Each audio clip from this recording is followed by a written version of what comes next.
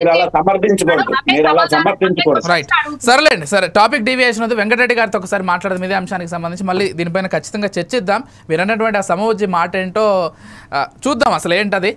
వెంకటరెడ్డి గారు, good evening అండి. Good evening అండి. ఎలా చూస్తారండి కమిషన్ల పర్వం అనేది? తెలంగాణలో కాంగ్రెస్ వచ్చిన తర్వాత విపరీతంగా పెరిగిపోయింది, లేకపోతే కాంగ్రెస్ వచ్చిన తర్వాత మొదలైంది 20%, 30% కమిషన్లు తీసుకొని కానీ కాంట్రాక్టర్ల బిల్లులు మంజూరు చేయట్లేదు.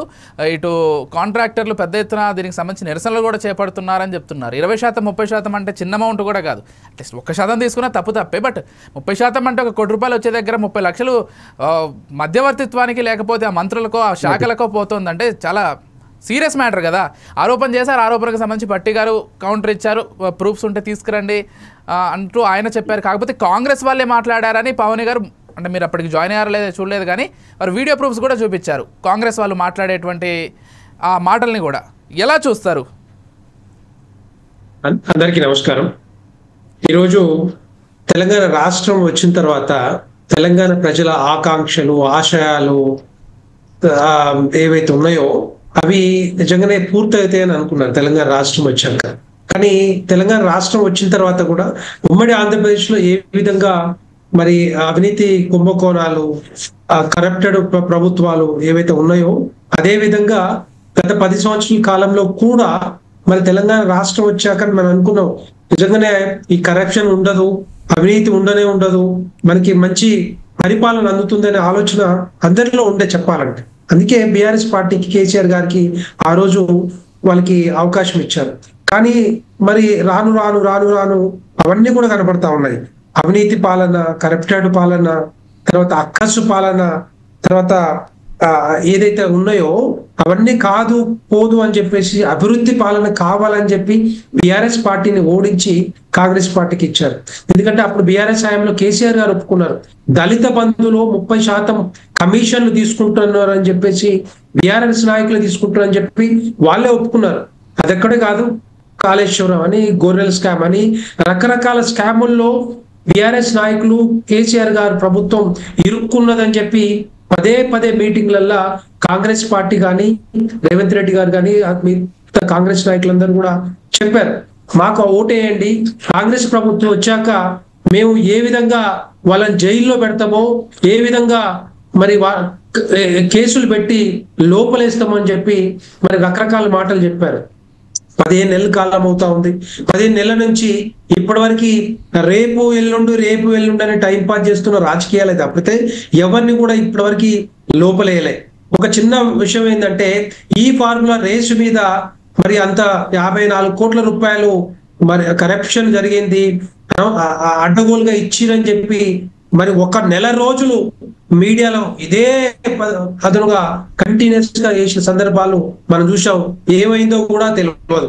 మరి కేటీఆర్ గారు నన్ను పెట్టుకోండి, జైల్లో పెట్టుకోండి, అరెస్ట్ చేసుకోండి అన్నా కూడా కాంగ్రెస్ పార్టీ ఎక్కడ కూడా ఏ విధంగా చేయలేదు. ఎందుకు చేయట్లేదు అర్థం కావట్లేదు. కాళేశ్వరం మీద, విద్యుత్ ఏదైతే వ్యవస్థ ఉందో వాటి మీద, తర్వాత ఫోన్ ట్యాపింగ్ మీద, ఇంకా ధరణి మీద రకరకాలుగా చెప్పారు. ఒక్కడు కూడా బయటపడలేదు. అంటే నేనేమంటున్నానంటే బీఆర్ఎస్ పార్టీ ఏ విధంగా నడిచిందో, బీఆర్ఎస్ పాలన ఏ విధంగా ముందుకు పోయిందో అదే విధంగా ఈ కాంగ్రెస్ పాలన కూడా ముందుకు పోతా ఉంది. దీంట్లో ఏ మాత్రం తేడా లేదు. అప్పట్లో కమిషన్ల పాలనే, అప్పట్లో పర్సెంటేజ్ల పాలనే, ఇప్పుడు కూడా అదే పాలన జరుగుతుంది, అదే పాలన ముందుకు పోతా ఉంది తప్పితే ఎక్కడ కూడా అభివృద్ధి కానీ, సంక్షేమ పథకాలు కానీ ముందుకు వెళ్ళట్లేదు. దీన్ని తీసుకుపోవడానికి ఇంకొక వీళ్ళతో కానే కాదు, ఈ 2 పార్టీలు కూడా ఫెయిల్యూర్ పార్టీ లాగా తెలంగాణ ప్రజలందరూ కూడా తెలుస్తా ఉంది, గమనిస్తున్నారు.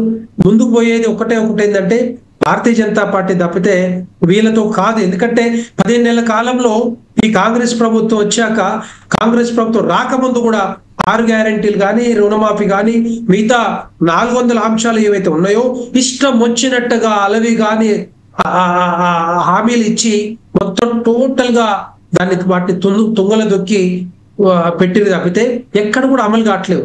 ఈ 6 గ్యారెంటీల అంశాలు తీసుకుంటే 13 అంశాలు ఉంటాయి, 3 అంశాలు రన్ అవుతా ఉన్నాయి, మిగతా 8 అంశాలు అట్లాగే ఉన్నాయి. 8-9 అంశాలు ఎక్కడ కూడా టచ్ చేయలేదు.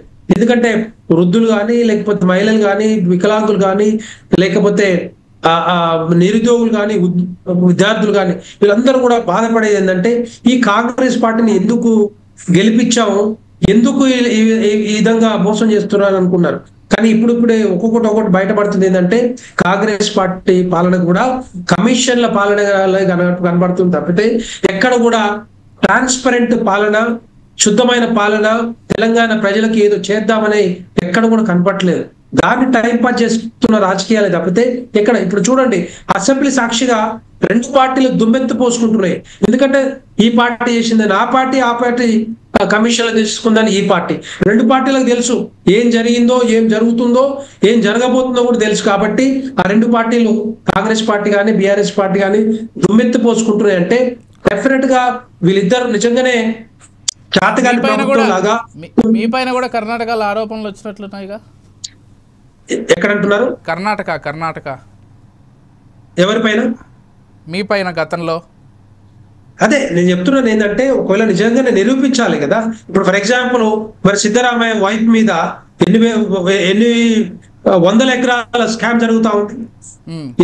ఇవన్నీ కూడా బయటకు వస్తా ఉన్నాయి, ఒక్కొక్కటి బయటకు వస్తా ఉన్నాయి. ఒకటే కాదు, మన పైన ఆరోపణ చేసేసరికి ఎదుటి వాళ్ళ పైన ఏదో ఒక ఆరోపణ చేయడం, ఇప్పుడు మీది పెద్ద తప్పు అని పోర్ట్రే చేయడం. డెఫినెట్ గా ఎవరైనా కూడా, నేను భారతీయ జనతా పార్టీ ఉపేక్షించదు ఎవరిని కూడా. భారతీయ జనతా పార్టీ ఎక్కడ కూడా అవినీతి జరిగితే మాత్రం డెఫినెట్ గా పక్కకు పెడుతూనే ఉంది కదా. అక్కడ కూడా పక్కన పెట్టింది, ఇప్పుడు కూడా ఇక్కడ కూడా పక్కన పెట్టే అవకాశాలు ఉంటాయి.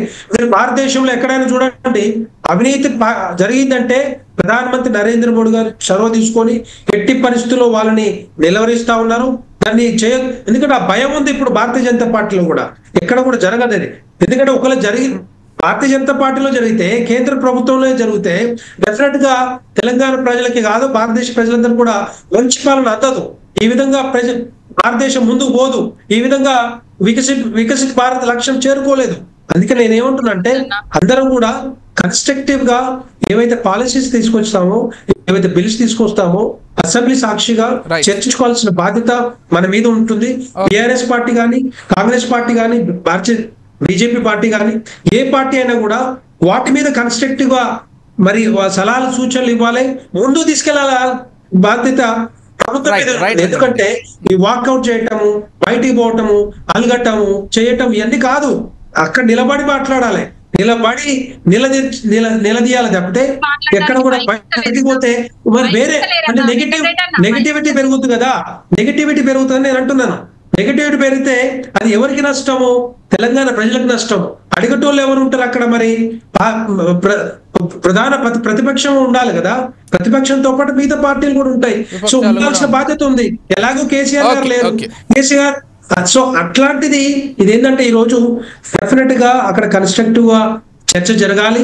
ఎందుకు ఈ 6 గ్యారెంటీ అమలు కావట్లేవు, రుణమాఫీ ఎందుకు కాలేదు, లేకపోతే మిగతా అంశాలు ఎందుకు కావట్లేవు అని చెప్పి నిలదీయాల్సిన బాధ్యత అన్ని పార్టీల మీద ఉంటుంది. వాళ్ళు సమాధానం చెప్పాల్సిన బాధ్యత కాంగ్రెస్ పార్టీ మీద కూడా ఉంటుంది.